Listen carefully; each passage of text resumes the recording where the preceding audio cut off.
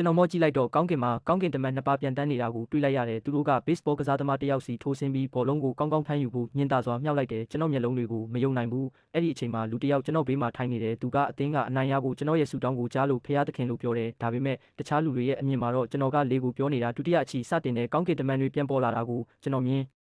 လိုက်ရတဲ့ဘောလုံးကိုပြစ်ပေးလိုက်တဲ့အခါသူတို့ကဘတ်တာကိုအားကုန်သုံးပြီးဟုံးဝေါင်းကိုဓာတ်ရိုက်ဖို့ကူညီပေးကြတယ်အဲ့ဒီလိုနဲ့ပဲကျွန်တော်တို့ပွဲနိုင်သွားတယ်ပွဲပြီးတဲ့အခါနီးပြစီပြေးသွားပြီးဖရားသခင်ကိုကျေးဇူးတင်ဖို့ဖရားကြောင်းသွားဖို့ပြောပေမဲ့နောက်ပွဲစားတဲ့အထိသူကကျွန်တော်ကိုနောက်နေတာလို့ပဲထင်နေတယ်ပိုအားကောင်းတဲ့ပြိုင်ဘက်နဲ့ရင်ဆိုင်ရတော့ကျွန်တော်တို့ဘာမှမရခဲ့ဘူးပရိသတ်တွေကမကြေမနက်ဖြစ်ပြီးငွေပြန်အမ်းဖို့တောင်အော်ဟစ်နေကြတယ်အဲ့ဒီအချိန်မှာအရန်ကစားသမားတစ်ယောက်ရဲ့နောက်မှ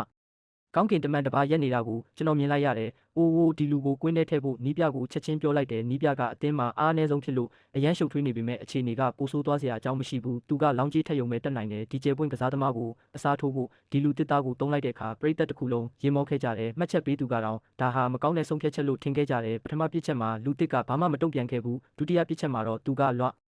ကဲမသွားသေးဘူးနီးပြကလဲကျလူနီးပါဖြစ်နေပေမဲ့အဲ့ဒီအချိန်မှာရွှေရောင်ကောင်းကင်တမန်တစ်ပါးက baseball ကိုဆွဲယူပြီးလူတစ်စီညင်သာစွာလမ်းညွှန်ပေးခဲ့တယ်ဒီတခါတော့သူကအားကုန်သုံးပြီးလွှဲလိုက်တယ်